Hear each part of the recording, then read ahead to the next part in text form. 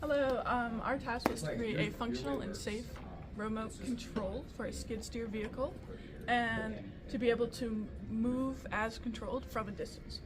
Our project has automated turns, grabs, and lift functions, and the remote prioritizes speed and safety so that the controller can be from a distance of where the skid steer is in case of construction accidents. Alright, so our controller went through quite a few iterations. We initially had a much bigger breadboard and a lot more room for different options. However, for the sake of ergonomics, we decided to reduce it down to 5 separate buttons that are ideal for this type of prototype. In the future, it could be added to have a lot more functionality and a lot more different functions, such as highly advanced automated turns that are more precise, and just other things like that.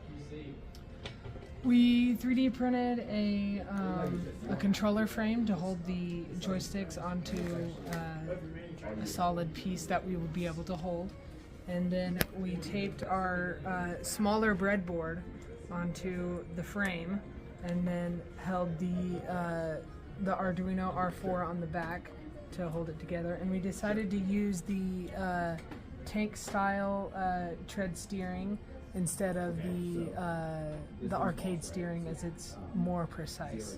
So these are our 3 buttons. This one opens the grabber and closes it. This one lifts, and that one goes down, this one lifts, and then these two do 180s or 90s.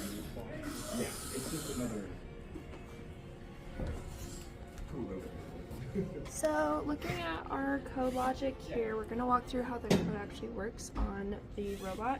So as you could see, like their first 3 buttons control the arm gripper, and when we go into the code, which I don't have open anymore actually. Okay, when we go into the code, we can see that button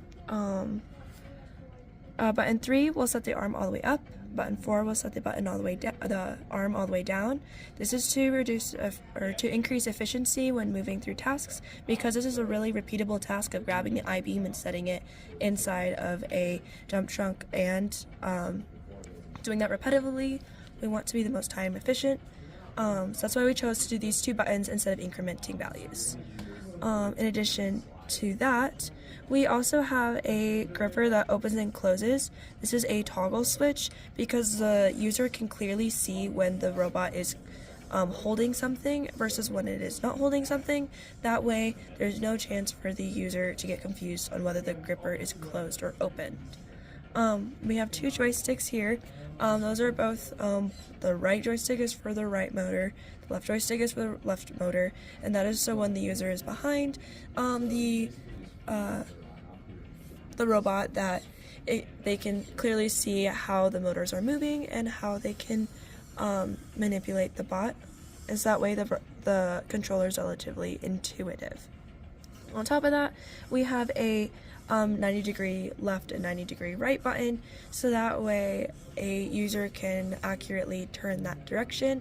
And also, as I said earlier, we want to improve the efficiency of time, so repeatable movements like that allow the user to not be pressured about how long they're holding the joysticks and at what depth, because sometimes the angle that you're holding it will change the different speeds for each of the motors.